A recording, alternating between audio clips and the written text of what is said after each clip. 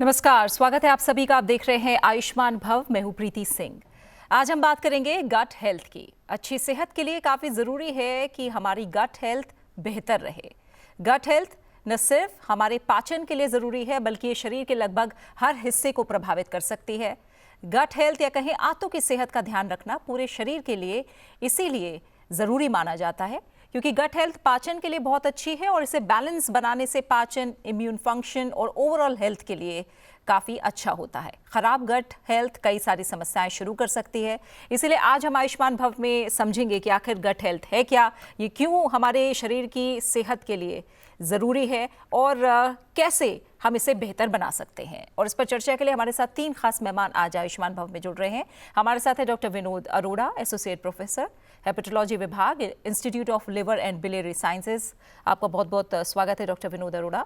तो एलोपैथी का नज़रिया हमें डॉक्टर अरोड़ा समझाएंगे। साथ ही आयुर्वेद क्या कहता है गट हेल्थ को लेकर, डॉक्टर रमाकांत यादव स्टूडियो में हमारे साथ मौजूद हैं, प्रोफेसर हैं, काया चिकित्सा विभाग, अखिल भारतीय आयुर्विज्ञान संस्थान। आपका भी बहुत बहुत स्वागत है डॉक्टर रमाकांत यादव। होम्योपैथी का नज़रिया भी हम आज आयुष्मान भव में समझेंगे। डॉक्टर सपना गुप्ता हमारे साथ स्टूडियो में है, प्रोफेसर, पैथोलॉजी विभाग, नेहरू होम्योपैथिक मेडिकल कॉलेज। आपका बहुत बहुत स्वागत डॉक्टर सपना गुप्ता।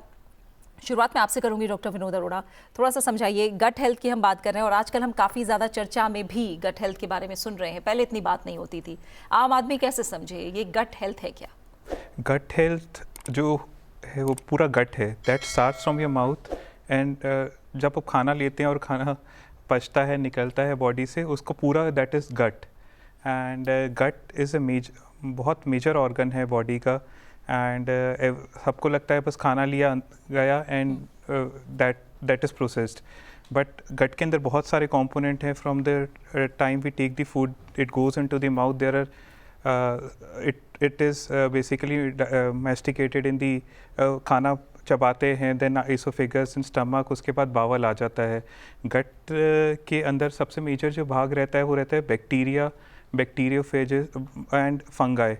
ये एक मेजर ऑर्गन होता है बॉडी का। दैट अगर हम बैक्टीरिया को भी देखें, दैट कॉन्स्टिट्यूट्स रफली अराउंड 3 kgs अगर हम पूरा गट के बैक्टीरिया को हम आइसोलेट करके देखें। एंड वो आपके मुंह से ही शुरू हो जाता है एंड जो सबसे ज़्यादा संख्या पहुंच जाती है वो आपकी पहुंच जाती है कोलोन, बड़ी आंत में सबसे ज़्यादा संख्या रहती है बैक्टीरिया की।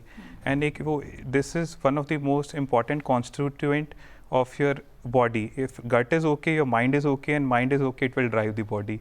बिल्कुल, तो कहीं ना कहीं ये सभी कुछ आपस में जुड़े हुए हैं और इसीलिए जैसा आपने भी कहा कि गट हेल्थ का हमारे शारीरिक और मानसिक दोनों स्वास्थ्य पर कहीं ना कहीं असर पड़ता है और उसका भी हमारी गट हेल्थ पर असर पड़ता है। बिल्कुल बिल्कुल हम समझेंगे। डॉक्टर रमाकांत यादव से मैं जानना चाहूँगी कि जब आयुर्वेद की बात होती है वो कैसे गट हेल्थ को डिफाइन करता है और क्यों ये हमारी ओवरऑल वेलबींग के लिए ज़रूरी है? आयुर्वेद क्या कहता है? जी, जैसा कि अभी बताया कि एक हेल्दी बॉडी के लिए हेल्दी गट बहुत ज़रूरी है, वैसे ही आयुर्वेद में भी कॉन्सेप्ट है। उसमें भी जो है अगर आप उसको पढ़ेंगे तो उसमें आप को मिलेगा, आयुर्वेद कहता है कि देह जो है आहार से संभव है और एक आहार के लिए जो हमारा जो पाचन तंत्र है उसका सबसे ज़्यादा उपयुक्त होना ज़रूरी है।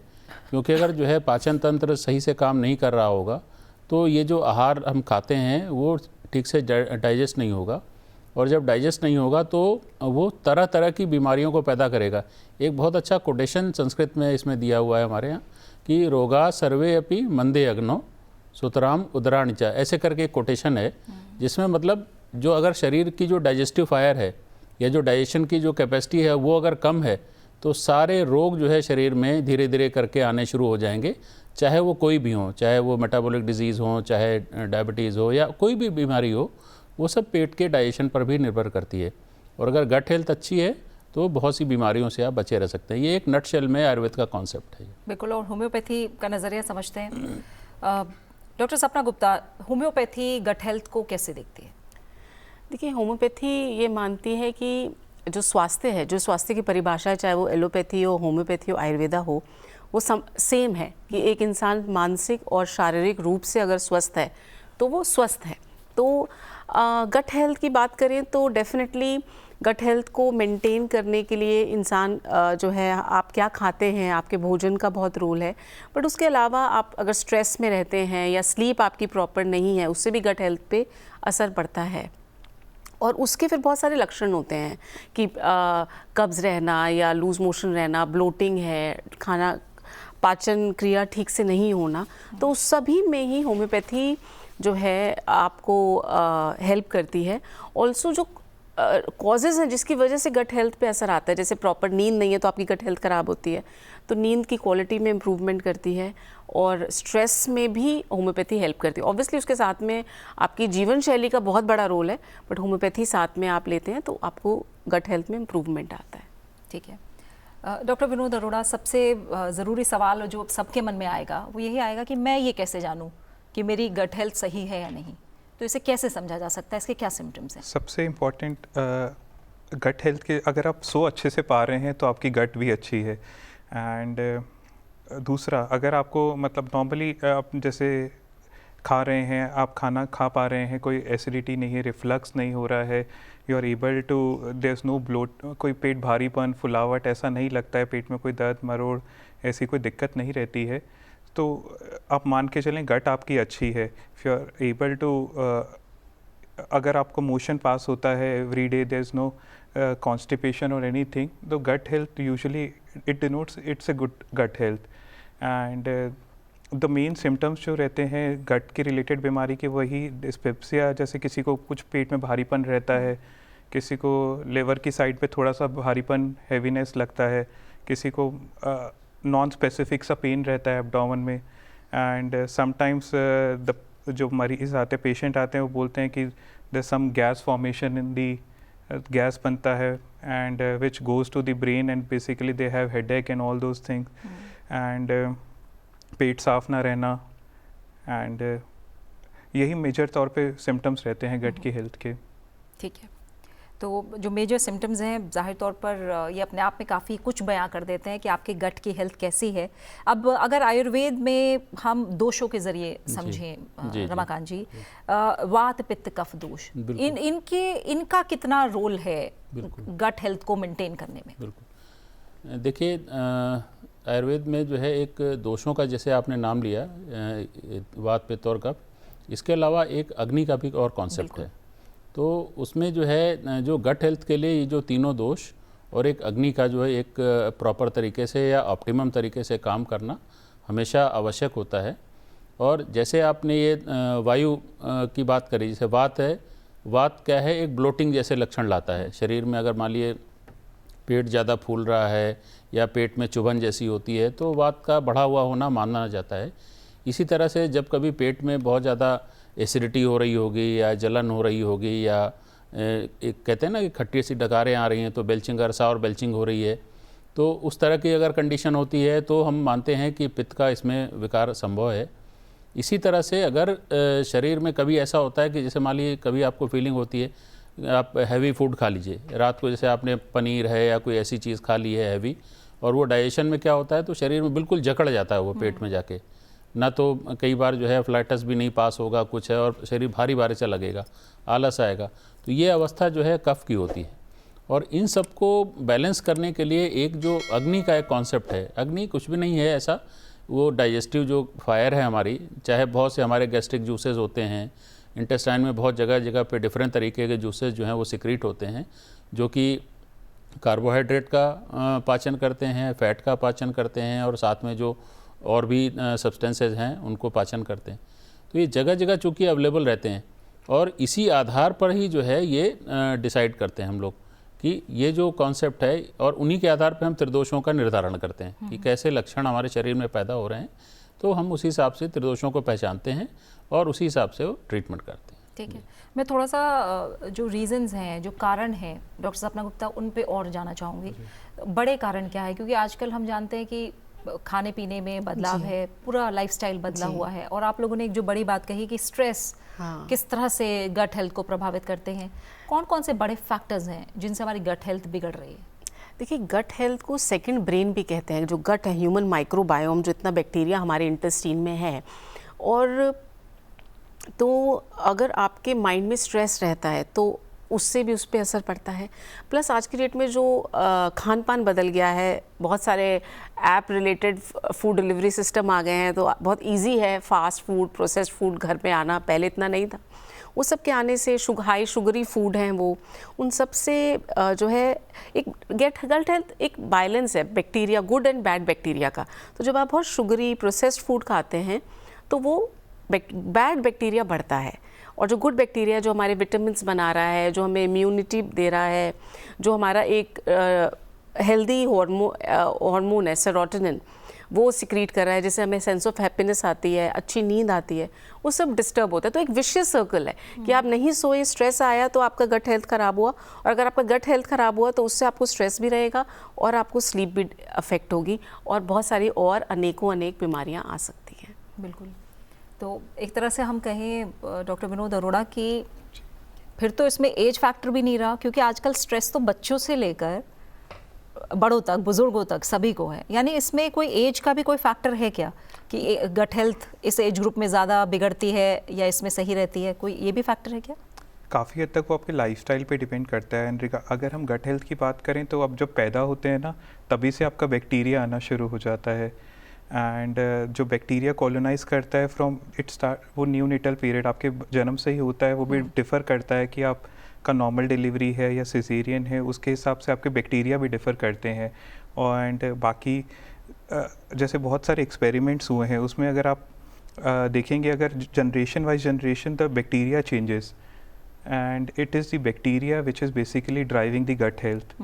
एंड जो बैक्टीरिया रहता है वो एक लेयर बना देता है बावल के ऊपर, इंटेस्टाइन के ऊपर, and that is a intact layer of epithel, उसको क्रॉस करने नहीं देता है जो हार्मफुल बैक्टीरिया होता है।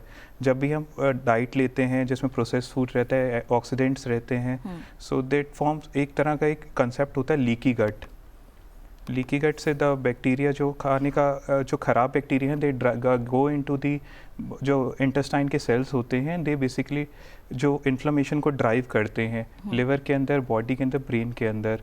सो जो अगर आपका डाइट रिच रहता है प्रोसेस्ड फूड में, हाई फैट डाइट रहता है, ऑक्सीडेंट ज़्यादा रहते हैं, जैसे आप डीप फ्राइड चीज़ें लेते हैं जिसके अंदर ऑक्सीडेंट ज़्यादा रहते हैं, तो basically it causes kind of leaky gut which basically drives the inflammation of the gut and rest of the body.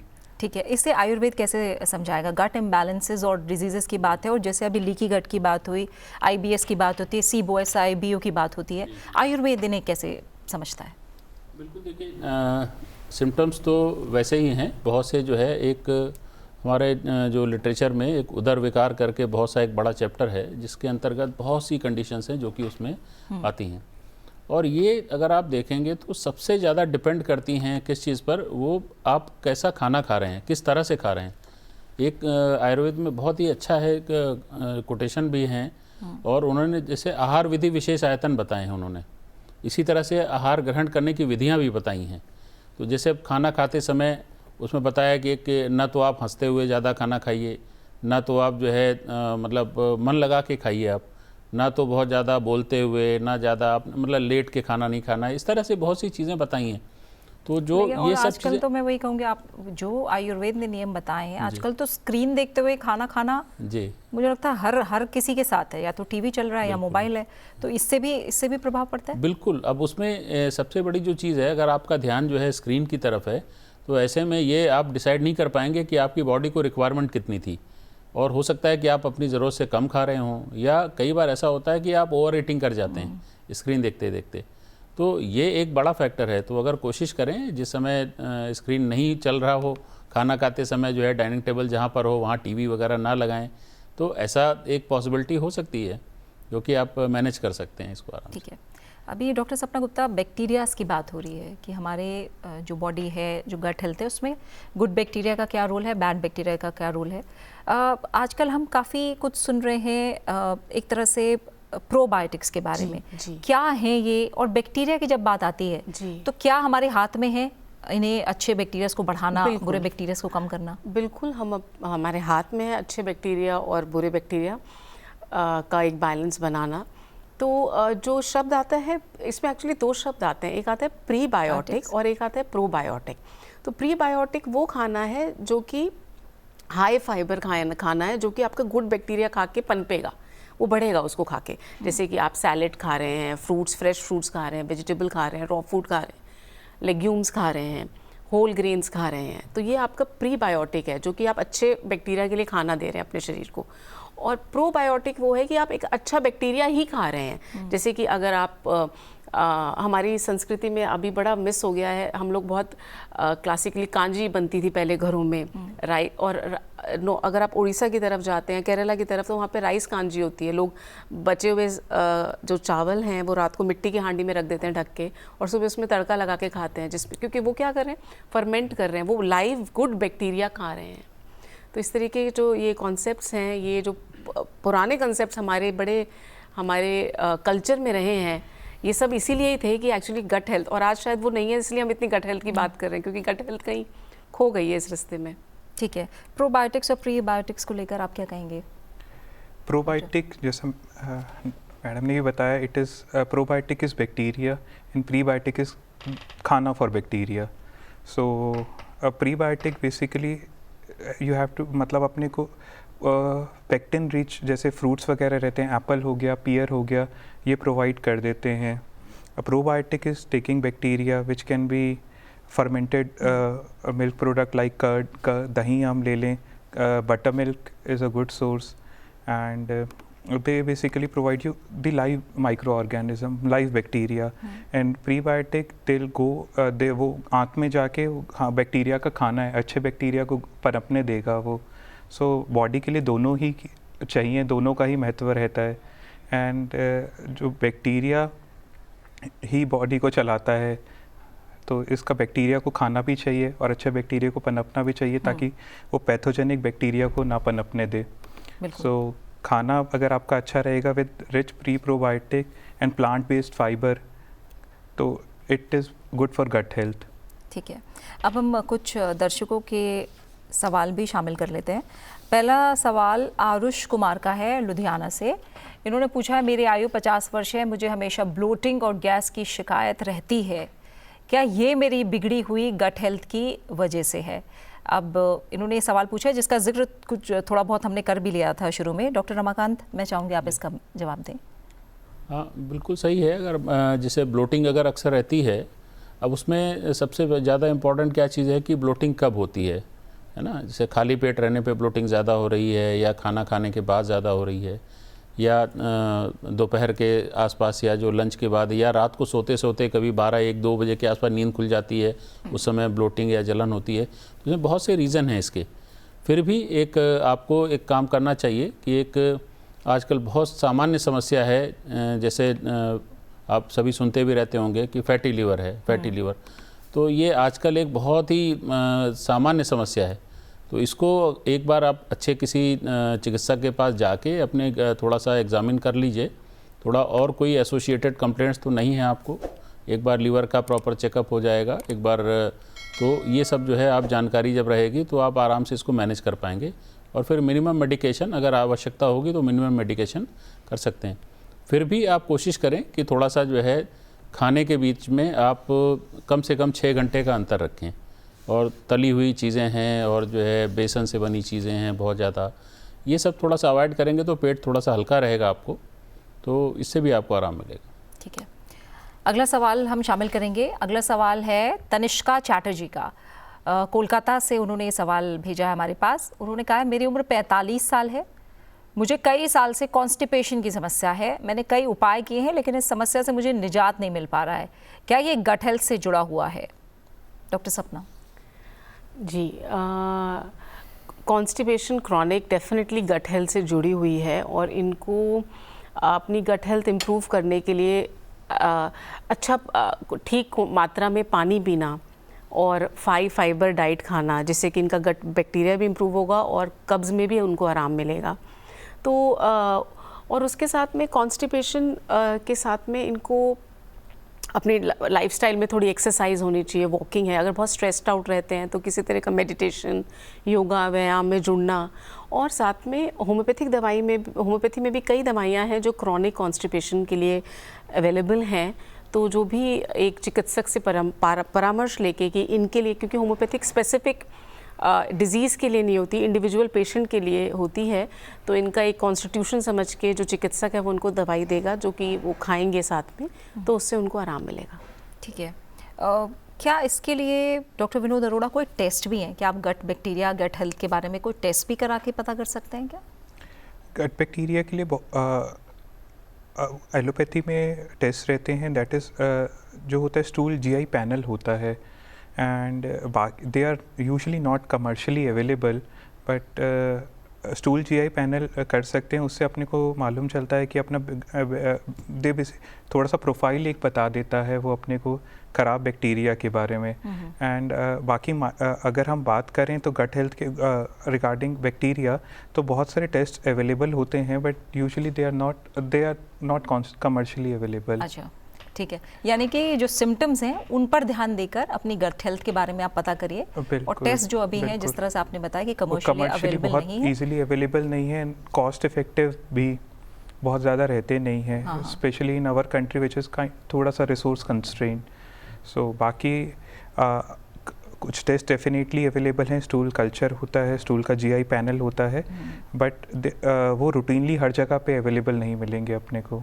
ठीक है, ठीक है। यानी सिम्टम्स पे ध्यान देना है। और सिम्टम्स की जब हम बात करें डॉक्टर रमाकांत यादव, मैं कॉन्स्टिपेशन वाला जो सवाल था उस पर भी मैं आपसे जानना चाहूँगी, क्योंकि इनका ये कहना है कि 45 साल उम्र है और कई साल से कॉन्स्टिपेशन की समस्या और कई उपाय भी इन्होंने किए। बिल्कुल। तो क्या वजह हो सकती है और इन्हें अब क्या करना चाहिए? देखिए, कॉन्स्टिपेशन के जो सबसे सामान्य कारण हैं 2-3, उनमें एक तो ये है कि अगर आपकी जो है गट की मोटिलिटी कुछ कम हो, है ना। जैसे एक सामान्य रूप से एक कोई व्यक्ति खाना खाता है, एक निश्चित समय में वो शरीर से बाहर जाना चाहिए उसको। अगर गट की मोटिलिटी कम होती है तो उससे एक कॉन्स्टिपेशन की समस्या आ सकती है।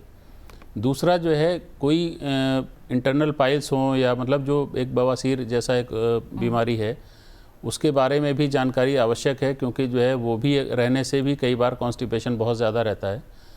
दूसरे, आपका खान पान ठीक नहीं हो सकता है, क्योंकि जो है अगर मान लिया आप पानी की मात्रा कम ले रहे हैं, या आप बहुत ज़्यादा जो है स्पाइसी या ऐसा फूड लेते हैं, तो कॉन्स्टिपेशन की समस्या इन्फ्लेमेशन की वजह से भी बहुत सी आ सकती है। तो ये कुछ मेजर कॉजेज़ हैं जिनको कि आपको रूल आउट करना पड़ेगा इसमें। ठीक है। और जैसे आपने कहा था डॉक्टर सपना गुप्ता कि सेकंड ब्रेन होता है कहीं ना कहीं जब हम गट की बात करते हैं।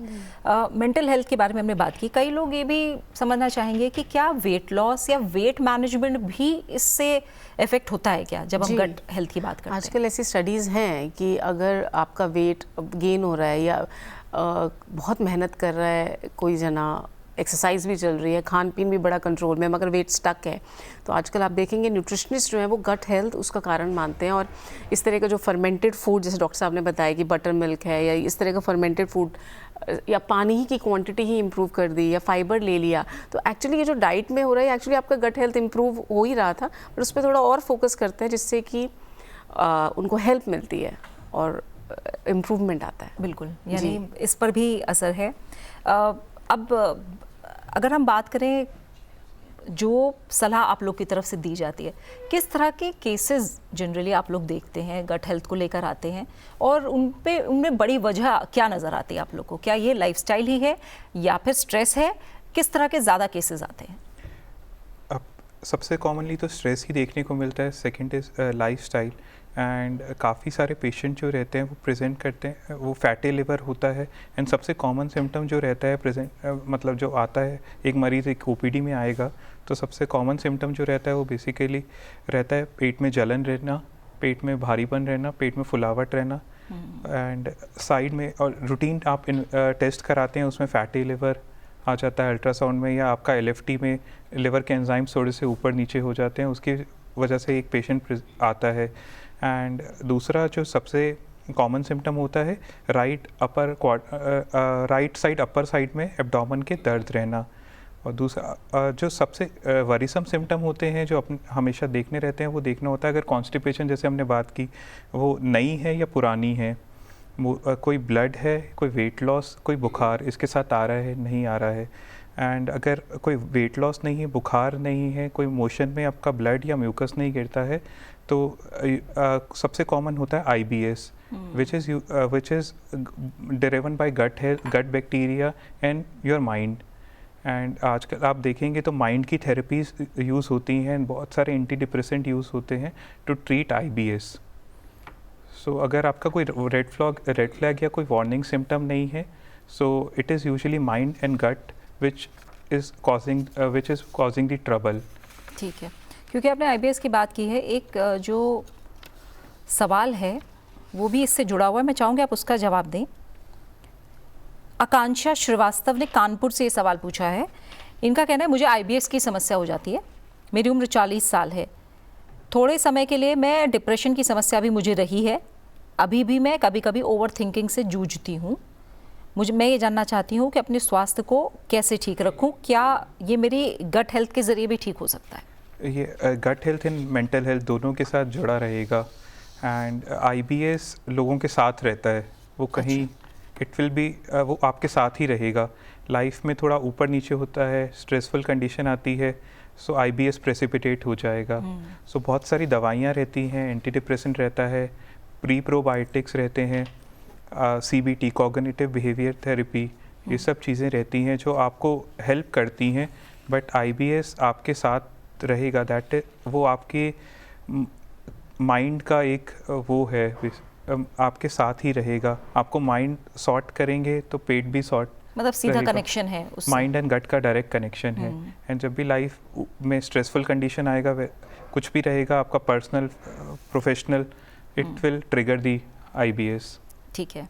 डॉक्टर रमाकांत यादव, हम जानते हैं कि जो आयुर्वेद है वो बहुत सारा खजाना हमारे किचन से ही निकाल के ले आता है, तो हर कोई ये समझना चाहेगा कि क्या ऐसी चीज़ें हैं जो ज़्यादा से ज़्यादा हमें अपने खाने में शामिल करनी है। फर्मेंटेड फूड के बारे में भी बताया था डॉक्टर सपना ने भी, क्या चीज़ें हैं जो गट हेल्थ के लिए बिल्कुल अमृत की तरह हैं? बिल्कुल, देखिए अगर आपने गट हेल्थ के लिए अगर अमृत की बात करी है तो आयुर्वेद में गट हेल्थ के लिए अमृत के लिए तक्र को बोला है, मतलब जो बटर मिल्क है, अच्छा, इसको बिल्कुल अमृत के लिए बोला। उसका दूसरा, जैसे आप पेट की समस्याएं हैं, अगर इसके उलट आप अगर देखेंगे ना तो दही को मना किया हुआ है। अच्छा, दही को इवन रात के समय खाने के लिए तो बिल्कुल मना किया हुआ है। और वैसे भी अगर आपको दही खाना है तो उसमें कुछ बताया हुआ है कि आप उसमें या तो चीनी मिला लीजिए या कुछ आंवले का चूर्ण मिला लीजिए या कुछ ऐसे करके बताया, विधियाँ हैं उसको खाने की। तो लेकिन वो हम लोग चूँकि ज़्यादा होता क्या है कि हम लोग आजकल ज़्यादा खाते हैं, ये सबसे बड़ी समस्या है। तो आयुर्वेद में यही रहता है कि एक तो जब भी मैंने बताया था कि मन लगा के खाएं, और उसमें एक बहुत इम्पॉर्टेंट बताया कि आहार की मात्रा निश्चित होती है ना, जो आप खाते हैं उसमें लिखा है मात्राशी से आता, मतलब जितना भी मात्रा है, जितनी भूख है उतना खाएं। जैसे पेट के जो है 4 हिस्से बताए गए हैं उसमें कि भाई 4 क्वाड्रेंट में आप बांट लीजिए, तो 2 को तो आप खाने से भरिए, 1 में फ्लूइड हो जाए और 1 हिस्सा खाली छोड़िए जो वायु के संचरण के लिए। यानी ऐसा कि भूख से एक तरह से आधा खाएं, इसको सीधा समझें, मतलब भूख से आधा या चौथाई खाएं, कुछ और व्यायाम दुगना कीजिए, पानी 4 गुना कीजिए। अगर इन नियमों का ही पालन करें तो डॉक्टर सब कुछ ठीक रह सकता है। बिल्कुल, ये मतलब सब कुछ तो देखिए ना, बहुत सी ऐसी समस्याएं हैं जो कई बार होती हैं। कई बार कोई जैसे बैक्टीरियल डिजीज़ हैं वो तो कई बार आ सकती हैं, इन्फेक्शन वाली जो समस्याएं जिनको बोलते हैं हम लोग, वो तो आ सकती हैं। लेकिन बाकी जो सामान्य समस्याएं हैं उनसे आप शायद बच सकते हैं। जैसे ये एक और फैशन आजकल अगर आपने देखा होगा तो लोग कहते हैं कि भाई मैं तो बिल्कुल फिट रहता हूँ, खाली एक गैस की गोली सुबह खा लेता हूँ, है ना। गैस की गोली एक, ये जितने भी हमारे जो नाम तो मैं उसमें क्या लेना, पब्लिक समझते हैं, समझदार है, तो उसमें क्या है कि ये मिसयूज़ जैसा भी हो गया है। आप हर व्यक्ति को देखिए वो गैस की गोली खा रहा है, एक सो के खाली पेट गोली खा लेते हैं। तो ये चीज़ें जो हैं हम लोगों को डिस्करेज करनी है, और इसके लिए शायद ये जो आयुर्वेद में हमारे जो खान पान की व्यवस्था बताई गई है, आप इस समय खाना खाइए। और देखिए यूजुअली क्या है, एक छोटा सा कॉन्सेप्ट है कि अपनी लाइफ स्टाइल को सूरज के साथ साथ मेंटेन करिए। जब सूरज जब उगे तो लगभग तब उस समय जग जाइए। अपनी एक्टिविटीज़ जब सूरज दोपहर में है अपनी एक्टिविटीज़ मैक्सिमम वहाँ तक रखिए। जब सूरज डाउन होना शुरू होता है तो अपनी एक्टिविटीज़ धीरे धीरे स्लगिश कर दीजिए, और शाम को ये मतलब खाना आप 7-8 बजे तक खा लें, तो आप खा के और उसके बाद जो है टाइम से स्लीप जिसको आपको मिल जाए। आपने क्योंकि एक अमृत की बात की, बटर मिल्क, जी जी क्या ये किसी भी मौसम में, क्योंकि ऋतुचर्या का भी ध्यान होता है, क्या किसी भी मौसम में, अब ठंड के दिन आ रहे हैं बिल्कुल पूरे नॉर्थ में, क्या बटर मिल्क तब भी ले सकते हैं? ले सकते हैं, बस उसमें एक उसका विधि बताई हुई, जैसे मैंने कहा ना, उसमें एक संस्कार करके बताया हुआ है। संस्कार मीन्स कि आपको करना है, जैसे अभी मैडम ने बताया कि कांजी में छौंक लगा के खाते थे, तो उसी तरह से जो है बटर मिल्क में जाड़े के सीज़न में आपको लेना है तो थोड़ा सा उसमें आप छौंक लगा सकते हैं। बहुत से लोग करते हैं, आप राजस्थान में जाएंगे आपको वहाँ देखिए बटर मिल्क बिना छौंक लगा के नहीं लेते लोग। तो उस तरह से जो है उसको जब आप थोड़ा सा मॉडिफाई कर लेते हैं तो आप उसको यूज़ कर सकते हैं। ठीक है। अब होम्योपैथी में अगर डिटॉक्सिफिकेशन की बात करें गट हेल्थ के लिए, इसका कितना बड़ा रोल है? देखिए होम्योपैथी जो है तो बहुत सारी चीज़ें तो डेफिनेटली खान पान और हम ये सब कंट्रोल कर लेते हैं जो हमारे अदर सर्कमस्टांसेस हैं, उसके बावजूद भी टेंडेंसी होती है किसी इंसान को बहुत थोड़ा सा खाना जो है वो बदहज़मी कर देता है। किसी इंसान की अपनी अपनी पाचन शक्ति भी हमारी इंडिविजुअली अलग अलग होती है।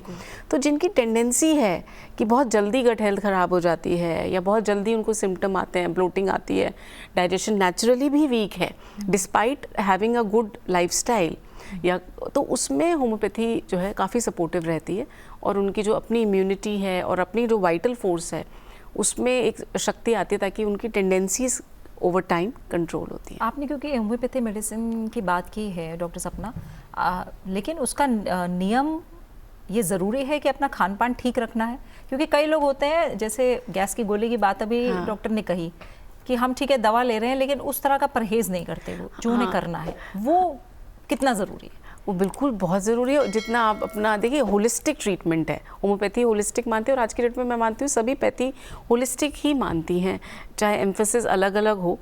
तो अगर आप एक तो कुछ हिस्सा आपको चलना होगा अपने व्यायाम और अपने हेल्थ, तो देखो इन्वेस्टमेंट है, आपको अपनी स्वास्थ्य के लिए मेहनत करनी होगी। तो अगर आप वो कर उसके साथ में सही दवाई लेते हैं तो रिजल्ट्स डेफिनेटली अलग हैं। और एक है कि भाई आप सिर्फ दवाई पॉपिंग कर रहे हैं मगर लाइफस्टाइल आपका ठीक नहीं है, तो फिर उसके उसी हिसाब से रिजल्ट है। तो लाइफस्टाइल तो इम्प्रूवमेंट बहुत इंपॉर्टेंट है। डॉक्टर विनोद अरोड़ा, क्योंकि एलोपैथी की बात हो रही तो एंटीबायोटिक्स की भी बात होगी। एंटीबायोटिक्स किस तरह का असर डालते हैं गट हेल्थ पर? एंटीबायोटिक डेफिनेटली हार्म करते हैं गट हेल्थ को। अगर वो बुरे को मार रहे हैं तो अच्छे को भी मार रहे हैं। तो देयर वो नॉन सिलेक्टिव है। ऐसा नहीं कि अगर आपको बुरा ही मार के वो वॉश आउट हो जाएंगे बॉडी से। अगर आपका बुरा मर रहा है तो आपका अच्छा भी बैक्टीरिया जा रहा है साथ में। सो एंटीबायोटिक्स जितना आप कम यूज़ कर पाएँ उतना बेटर रहेगा। एंड दूसरा, अगर एंटीबायोटिक लेते हैं आप प्रीबायोटिक साथ में लें। सो एंटीबायोटिक लेना अगर बिल्कुल अनिवार्य है तो आप प्रीबायोटिक का सेवन साथ में लें तो थोड़ा हेल्प रहेगा। बट एंटीबायोटिक्स जितना कम यूज़ कर पाएँ, जैसे हमारे इधर तो ओवर द काउंटर काफ़ी चीज़ें अवेलेबल हो जाती हैं। So less is always better. Less antibiotics, less food, हर चीज़ में लेस इज़ ऑलवेज़ बेटर। तो antibiotic will harm the good and bad both. तो आप जो प्रीबायोटिक्स और प्रोबायोटिक्स, जो कि आप मार्केट में भी बहुत हम पटे हुए चीज़ें देखते हैं कि आप इसमें ये है प्रीबायोटिक्स है, ये प्रोबायोटिक्स है, ये भी क्या लंबे समय तक इस्तेमाल किया जा सकता है, या क्या कोई ये सोच सकता है कि ठीक है हम इसका इस्तेमाल कर लेते हैं, हमारे बैक्टीरिया बैलेंस रहेंगे? तो इसको लेकर भी मिथ्स क्या है, सच्चाई क्या है, कैसे करना है, कितना करना है, कोई भी कर सकता है? कुछ ऐसी चीज़ें हैं जो आप क्लियर करना चाहेंगे?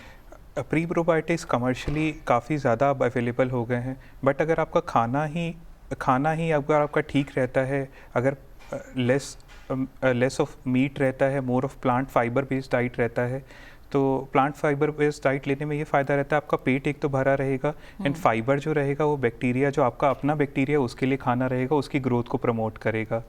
तो अगर आपका diet more of plant fibre based रहता है, वो आपको less of carbohydrate and fat provide करेगा, बैक्टीरिया को ग्रो करने में हेल्प करेगा। तो आपको कमर्शियली अवेलेबल प्री प्रोबायोटिक्स पे बहुत डिपेंडेंट होने की ज़रूरत नहीं रहेगी। ठीक है। जो ये कमर्शियली अवेलेबल प्रीबायोटिक्स प्रोबायोटिक्स हैं डॉक्टर रमाकांत, आयुर्वेद इसे कैसे देखता है? ये इनका इस्तेमाल करना कितना सही है, कितना नहीं है? नहीं, देखिए ये जो कई चीज़ें हैं जैसे योगर्ट और ऐसी चीज़ें जो हैं, ये आयुर्वेद का जो मूल सिद्धांत है उससे कहीं थोड़ा हट के हैं ये सब चीज़ें। क्योंकि अगर आप देखेंगे तो आप ये सब फ्लेवर्ड हैं, इनमें बहुत से में जो है प्रोबायोटिक तो होता है लेकिन उसमें साथ में शुगर की मात्रा भी बहुत होती है। और फिर डिफरेंट ये उसको कई बार ऐसा होता है फ्लेवर्ड करने के चक्कर में मैंगो फ्लेवर या ऐसे करके, तो उसमें जो है बहुत से सिंथेटिक डेरिवेटिव्स भी उसमें ऐड करते हैं, तो कहीं ना कहीं वो बहुत ज़्यादा यूज़फुल उतना नहीं शायद होता होगा, क्योंकि कुछ तो हेल्प करेगा लेकिन ये बहुत लंबे समय तक बहुत ज़्यादा यूज़फुल नहीं रहेगा। और आजकल तो अगर आप किसी चीज़ में 5% भी कोई चीज़ डाल रहे हैं तो भी आप उसको एडवर्टाइज बहुत अच्छे से करते हैं कि ये तो उसका कंटेंट बहुत ज़्यादा है, ऐसा लगता है लोगों को। तो ये भी हो सकता है कि वो कंटेंट बहुत कम हो, बाकी जो नुकसान पहुंचा रही हैं चीज़ें उनका कंटेंट ज़्यादा हो, ये भी हो सकता है इस गिमिक से। हाँ बिल्कुल, छोटा सा एग्जांपल मैं देना चाहूँगा इसमें। एक जैसे मॉल्टेड फूड वगैरह आते हैं बाज़ार में, आप देखेंगे वो पैक्ड आते हैं, पाउडर फॉर्म में रहते हैं, पाउडर फॉर्म में, और बच्चों को अक्सर प्रमोट करते हैं कि आप ये चॉकलेट फ्लेवर है, आप उसको दूध में घोल के पीजिए।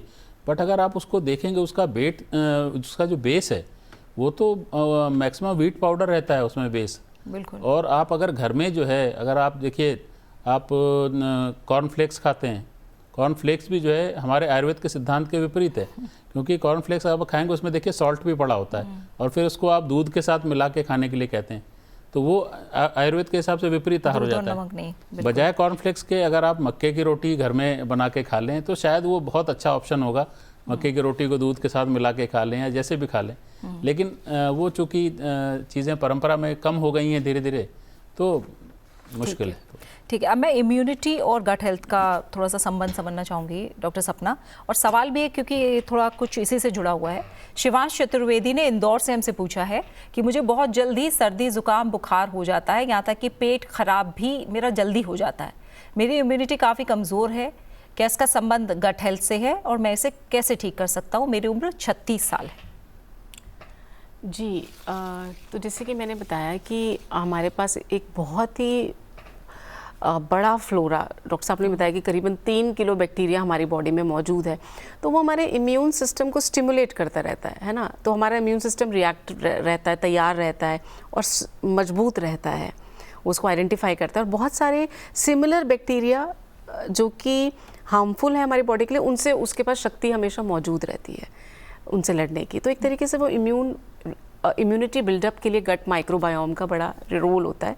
तो अगर बार बार बीमारियां होना या जुकाम सर्दी खांसी या इम्यूनिटी ऑटो इम्यून डिजीज़ में भी आज की डेट में जो है गट हेल्थ का role, poor gut health is linked with autoimmune disease also, so definitely उसका रोल है।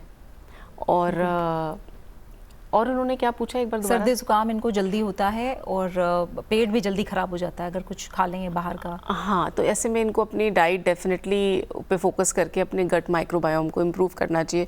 जो भी बताया, जैसे आजकल रेनबो डाइट कहते हैं कि आपकी डाइट बहुत कलरफुल होनी चाहिए, जितने कलर्स हैं मतलब आपने एक बहुत रिच न्यूट्रिएंट डेंस फूड खाया है, और जो भी इस सेशन में बताया गया है, पानी है, नेचुरल कलर्स, स्लीप है, हाँ फ्रूट्स के जो कलरफुल रेनबो डाइट का आजकल एक कंसेप्ट है, तो that will help him improve his gut health and improve his appetite and flavour also. बिल्कुल, और साथ ही इन्हें समझना भी होगा कि क्या ऐसी चीज़ें हैं जो इनका पेट बार बार खराब कर रही हैं, राइट, उनसे ये दूरी उनसे उनको डेफिनेटली शुरू में परहेज रखना पड़ेगा। बिल्कुल जी। जब इम्यूनिटी की बात मैं कर रही हूँ, डॉक्टर विनोद अरोड़ा, आप कैसे देखते हैं गट हेल्थ और इम्यूनिटी के एक तरह से संबंध को? क्योंकि कहा जाता है कि एक gut associated lymphoid tissue GALT called करके भी है, जो सिग्निफिकेंट एक पोर्शन है इम्यून सिस्टम का बॉडी में, तो किस तरह से ये इफेक्ट करता है इम्यूनिटी को?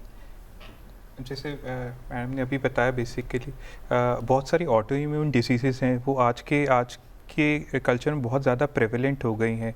एंड इसका कंसेप्ट भी जो रहता है, आपकी डाइट में अगर ऑक्सीडाइज्ड फूड ज़्यादा रहता है एंड लेस ऑफ फाइबर रहता है, फाइबर को अगर आप देखें तो खाली उसका पहले माना जाता है खाली स्टूल का बल्क बनाने के लिए फाइबर लेते हैं, बट फाइबर जो होता है वो आपके एक आंतों का कवर होता है, शील्ड होता है, वो आपको ऑक्सीडेंट जो रहते हैं नॉर्मल फूड में, चाहे तेल रहे, ऑयल रहे, क्योंकि हमारी कुकिंग में सबसे कॉमन यूज़ होता है डीप फ्राइड ऑयल यूज़ होता है, तो दैट इज़ वेरी रिच, काफ़ी रिच होता है ऑक्सीडेंट्स में। सो वो प्रमोट करता है आपके, जैसे लीकी गट का पहले हमने जिक्र किया था, तो लीकी गट से बॉडी के अंदर जो टॉक्सिक बैक्टीरिया होते हैं, टॉक्सिन्स होते हैं, बहुत सारे उसके पैथोजेनिक, उसके सरफेस मॉलिक्यूल्स जो होते हैं, they enter into your body and जो बॉडी उनको फॉरेन बॉडी की तरह रिकग्नाइज करती है, एंड वो ट्रिगर करती है एक इम्यून रिस्पॉन्स उसके लिए, जिससे बॉडी का इन्फ्लेमेशन इम्यून रिस्पॉन्स एबनॉर्मल जैसा ट्रिगर हो जाता है। That is aberrant response to new antigen, एक नया एंटीजन बॉडी को मिल गया through the gut, and which basically जो ड्राइव करेगा बॉडी का सूजन, inflammation and abnormal immunity of the body. ठीक है, एक और सवाल हम शामिल करेंगे। आकांक्षा श्रीवास्तव का ये सवाल है डॉक्टर, ये कह रही है मुझे ये वाला सवाल हम ले चुके हैं, माफ़ कीजिएगा, हम अगले सवाल पर आते हैं। रमनदीप बत्रा का सवाल है मुंबई से। इनका कहना है कि मैं कई साल से वज़न घटाने के लिए लिक्विड डाइट पर हूँ, अब पिछले साल से तो पानी भी नहीं बचा पा रहा हूँ, मदद करें, मुझे क्या करना चाहिए? बिल्कुल, ये शायद एक बार इनको, मेरे हिसाब से तो उनको पहले एक प्रॉपर अपना चेकअप के लिए जाना चाहिए। बॉडी में जितने भी आप कह सकते हैं वाइटल्स हैं सही काम कर रहे हैं या नहीं काम कर रहे हैं, क्योंकि ये एक कई बार ऐसा होता है ना कि बॉडी, अगर आप बहुत ज़्यादा फास्टिंग करने लग जाते हैं तो कई बार बॉडी स्टारवेशन मोड में चली जाती है, और जब स्टारवेशन मोड में चली जाती है तो फिर आप उसको जब कभी भी आप खाना बढ़ाना चाहेंगे या कुछ करते हैं तो इमीडिएटली वो रिएक्ट करेगा, और वो या तो आपका लूज मोशन तुरंत होंगे या ब्लोटिंग होगी, बहुत सी मतलब IBS लाइक सिम्टम उसमें आने लग जाएंगे। और ये शायद कुछ ऐसी कंडीशन आपके केस में भी हुई होगी कि बहुत ज़्यादा फास्टिंग करने के चक्कर में आपने जो है थोड़ा सा गट की जो हेल्थ है उसको डिस्टर्ब कर लिया होगा, और अभी क्या है कि गट उसके लिए यूज टू हो गई है। आप जब कभी थोड़ा सा अलग एक आप दे रहे हैं अपनी तरफ से खाने के लिए, कुछ नई चीज़ दे रहे हैं, तो उसको प्रॉपर रिस्पॉन्स नहीं करती गट, तो शायद एक ये प्रॉब्लम हो सकती है। लेकिन एक एग्जामिनेशन चाहिए इनको, पूरा एक थॉरो एग्जामिनेशन चाहिए। क्या ये वैसे जनरली बात करें तो क्या ये सही है? कई साल से आप लिक्विड डाइट पर ही हैं, और इसी से मैं समझूंगी एक आज ग्लूटेन फ्री, वीगन डाइट और अलग अलग तरह की डाइट्स हैं, तो आयुर्वेद क्या कहता है, हम किस तरह के भोजन का उपयोग करें, और ये जो अलग अलग डाइट है वो कैसे शरीर पर असर डालती है? देखिए, जो आपने भी बताया कि अलग अलग जैसे वीगन डाइट या ऐसे जो लिक्विड डाइट है, इसका कोई बहुत कॉन्सेप्ट पहले एग्जिस्ट करता नहीं था, और आयुर्वेद में भी वही चीज़ें हैं, वो कोई ऐसा एग्जिस्ट नहीं करता है। लेकिन उसमें भाग को, जैसे अभी मैंने कहा कि खाना जो खाने के लिए बताया कि उसमें सब तरह के होने चाहिए, षड्रस वाला आहार होना चाहिए, पहली बात, सारे रसों, कोई एक पर्टिकुलर नहीं होना, जैसे मान लीजिए मधुर है, अम्ल है, खट्टा भी होना चाहिए, है ना, नमकीन भी होना चाहिए, है ना, हर चीज़ का। तो 6 रस आयुर्वेद में बताए हैं, वैसा आहार होना चाहिए। दूसरे, आहार की मात्रा बहुत इंपॉर्टेंट है, वैसा आहार होना चाहिए। फिर तीसरे क्या है कि आहार में 4, जैसे मान लीजिए खाने वाली चीज़ें, मतलब जिसको आप चबा के खाते हैं, पीने वाली चीज़ें, इस तरह से जो है ये सब चीज़ें उसमें शामिल रहनी चाहिए। तो जब आप इस तरह से खान पान लेंगे, और यूजुअली होता क्या है, देखिए कि जो हमारा जो नॉर्मली अगर आप ट्रेडिशनली हमारा जो भारतीय खाना आप देखेंगे तो उसमें जैसे एक प्रॉपर पहले था कि दाल चावल रोटी सब्जी सलाद ये सब चीज़ें होती थी, थोड़ा घी भी होता था, थोड़ा ऐसी चीज़ें होती थी। तो अगर आप ये इस तरीके का खान पान अगर आप करते हैं तो आपको कोई भी अलग से फाइबर लेने की या कुछ भी करने की ज़रूरत नहीं है, क्योंकि आपकी डाइट में ऑलरेडी बहुत सा फाइबर मौजूद रहता है। तो इस तरह के खान पान पे अगर हम वापस जाएं तो शायद अभी जैसे पहले भी डिस्कशन हुआ था कि हाई जो शुगर वाले हैं वो फूड हैं, या जो है फर्मेंटेड फूड्स हैं, या मैदे से बनी बहुत सी चीज़ें हैं, बेकरी के प्रोडक्ट बहुत पॉपुलर हो गए हैं। तो इस तरीके के खान पान से अगर हम थोड़ा सा अपने आप को हटा पाएँ और जो नॉर्मल जो ट्रेडिशनल हमारा जो भारतीय खान पान है उस पर जाएंगे तो शायद हमको इसमें हेल्प मिलेगी। ठीक है, और मैं आखिर में, क्योंकि समय कम है, जल्दी से सवाल और ले लेते हैं। श्वेता सिंह का सवाल लखनऊ से है डॉक्टर, और वो पूछ रही हैं, डॉक्टर सपना गुप्ता, मैं चाहूँगी आप जिस सवाल का जवाब दें। 47 साल उम्र है, कोई ख़ास समस्या नहीं है, मेरा बैड कोलेस्ट्रॉल थोड़ा बढ़ा हुआ है, गुड कोलेस्ट्रॉल थोड़ा कम है, मुझे चाय पीने की आदत है, 4-5 चाय हो जाती हैं, क्या मैं इस उम्र में अपनी गट हेल्थ को अच्छा बनाकर रख सकती हूँ? गट हेल्थ आप किसी भी उम्र में अच्छा कर सकते हैं, क्योंकि गट हेल्थ इम्प्रूव करने के लिए आपको अपने आप को डाइट अच्छी देनी है, और वही बात है जो इस सेशन में हो रही है कि आपका एक कॉम्बिनेशन ऑफ फूड हो और फर्मेंटेड फ्रूट हो, आप नींद लें, आप स्ट्रेस रिलीजिंग, जो भी देखिए स्ट्रेस तो आज के जीवन में है ही, तो जो भी रूप में आपको जो सूट करता है उस तरीके से किसी भी एक्सरसाइज या वॉक, योगा, प्राणायाम में जुड़े रहें, एंड धीरे धीरे जब आप इस रास्ते पे चलते हैं तो डेफिनेटली आपकी गट हेल्थ इम्प्रूव होती है। बिल्कुल जी। और आखिर में आप क्या सलाह देंगे हमारे दर्शकों को गट हेल्थ को अच्छा बनाने के लिए? क्या सलाह देंगे आखिर में? गट हेल्थ बहुत ज़रूरी कंपोनेंट है लाइफ का। आपकी गट अच्छी है तो आपकी बॉडी अच्छी है, आपका माइंड अच्छा है, आपकी सोल अच्छी है। एंड गट हेल्थ के लिए फाइबर बेस्ड फूड अच्छा रहता है। लेस इज़ बेटर, कम बेहतर रहता है। जितना आपको भूख है उसका आप 50 to 75% ही लें। इंक्लूड करें फ्रूट्स आपकी डाइट में जो पेक्टिन रिच रहते हैं, जैसे एप्पल होता है, पियर होता है, तो वो आपके गट के बैक्टीरिया के लिए अच्छा रहता है। दूसरा फर्मेंटेड फूड अच्छा रहेगा, जैसे हमने डिस्कस किया। And less of processed food लें आप, जितना लेस आप ले सकते हैं। एंड अल्कोहल, टबैको डेफिनेटली सेवन कम रहना चाहिए उसका, या ना ही रहना चाहिए। एंड गट आपकी बॉडी को ड्राइव करता है। गट आप अच्छा रखेंगे तो आपकी बॉडी अच्छी रहेगी एंड आप अच्छे रहेंगे। बिल्कुल। डॉक्टर रमाकांत, आप क्या सलाह देंगे? क्या नहीं खाना है? आपने बता दिया था कि अमृत क्या है, विष क्या है। जी, बिल्कुल है। देखिए ना, अगर देखा जाए तो ना खाने वाली बहुत सी चीज़ें हैं। अभी जैसे डिस्कशन हुआ कि अल्कोहल है, अल्कोहल आप अवॉइड करें। टोबैको है, ये आपको अवॉइड करना है। साथ साथ जो है जो आप कह सकते हैं कि स्पाइसी बहुत ज़्यादा खान पान है, जिसको वो अवॉइड करें। बहुत ज़्यादा मिल्क प्रोडक्ट जो हैं वो स्पेशली जो पनीर और उससे जो बनी हुई चीज़ें हैं उनको थोड़ा सा एक लिमिटेड मात्रा में लें। तो ये जो जब आप इस तरीके से खान पान अपना रखेंगे तो नेचुरली गट हेल्थ अच्छी होगी। और एक जो सबसे बड़ा जो मैसेज मैं देना चाहता हूँ वो ये कि अपनी जो भी आपकी जो कैपेसिटी है, जो आपकी जितनी भूख है, उससे थोड़ा कम खाएं। तो उससे क्या है कि आपके जो हमेशा बॉडी को एक थोड़ा सा जो भी आप खाना खाएंगे टाइमली पचाने का एक हैबिट रहेगा। दूसरे, आप जैसे एक कॉन्सेप्ट है कि हमारे शरीर हर 6 घंटे पे कुछ मांगता है, तो आप अपने खाने को उस तरह से डिवाइड करें। आप नाश्ता भी ज़रूर लें, आप लंच भी लें और डिनर भी लें, तीनों चीज़ें हैं। कोई ये कॉन्सेप्ट, जैसे कुछ लोग कहते हैं कि मैं तो 24 घंटे में सिर्फ एक बार खाता हूँ, तो शायद वो उनकी वो अभ्यास होगा, हैबिट से उन्होंने वो पार लिया होगा। लेकिन 24 घंटे में एक बार खाने का कॉन्सेप्ट शायद बहुत ठीक नहीं लगता है, लेकिन वो किसी का अभ्यास हो सकता है, वो अभ्यास से अपना वो कर सकता है। ठीक है। लेकिन हर 6 घंटे पे कुछ ना कुछ जो है शरीर को चाहिए। हाँ, मात्रा का थोड़ा ध्यान रखें। और जैसे आपने कहा था कि डिनर जो है वो थोड़ा जल्दी करने की कोशिश करें। ठीक है। और एक्सरसाइज का और योग और ध्यान का कितना बड़ा रोल है, अगर हमने मेंटल हेल्थ को भी इससे जोड़ा है तो? बिल्कुल। देखिए, अभी ये तो बहुत ही इम्पॉर्टेंट प्रश्न है। देखिए, अब देखिए नया कॉन्सेप्ट आया है कि जिम, और जिम देखिए आप शाम को लोग मैक्सिमम कर रहे हैं। तो अब इसके पीछे भी जो है, हालांकि हो सकता है कि नई रिसर्चेज होंगी, लेकिन जो आयुर्वेद कभी ये एडवोकेट नहीं करता, क्योंकि आयुर्वेद कहता है कि जब शाम का समय होता है वो रिलैक्स करने का होता है। आप अपनी दिन भर की एक्टिविटीज़ से शाम को रिलैक्स करें। सुबह के समय आप एक्सरसाइज करें, जिस समय बॉडी अपनी ऑप्टिमम लेवल पर जो है सारी चीज़ें रहती हैं, उस समय आप एक्सरसाइज करेंगे तो शायद ज़्यादा उसका बेनिफिट होगा। इसीलिए, और दूसरे, व्यायाम को आधी मात्रा में कहा है, बलार्ध कहा है, मतलब अपनी जितनी व्यायाम उतना ही करें।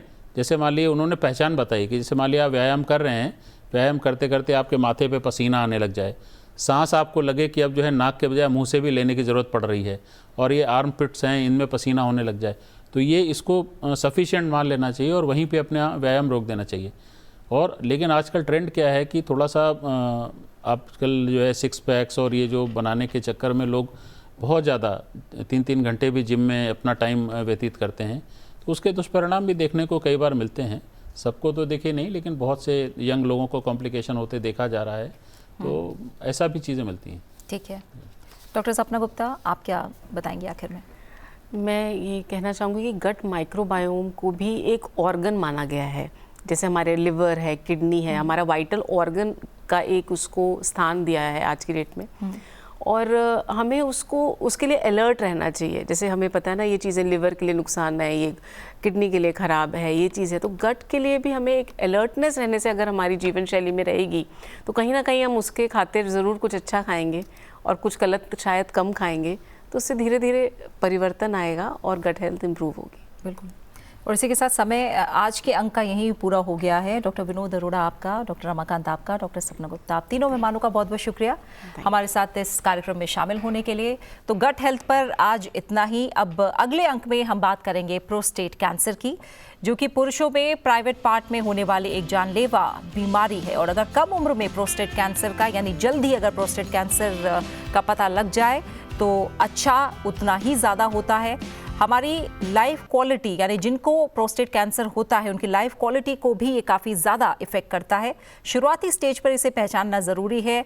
और एक जो आंकड़ा है उसके ज़रिए अगर हम समझें तो भारत में प्रोस्टेट कैंसर का पता लगने में देरी सबसे बड़ी समस्या है, जबकि अमेरिका में प्रोस्टेट कैंसर के 80% रोगियों में बीमारी का पता समय पर चल जाता है, जबकि भारत में ये आंकड़ा इससे अलग है। तो इसी को लेकर हम बढ़ाएंगे जागरूकता, ज़्यादा से ज़्यादा जानेंगे कि कैसे इसे रोका जा सकता है, क्या सावधानियां और क्या उपाय हैं। आप अपने सवाल हमें ईमेल के जरिए भेज सकते हैं। हमारा ईमेल आईडी है ayushmanbhav03@gmail.com। तो आप भेजिए अपने सवाल और अपना अच्छे से ख्याल रखिए और मुझे दीजिए इजाज़त। नमस्कार।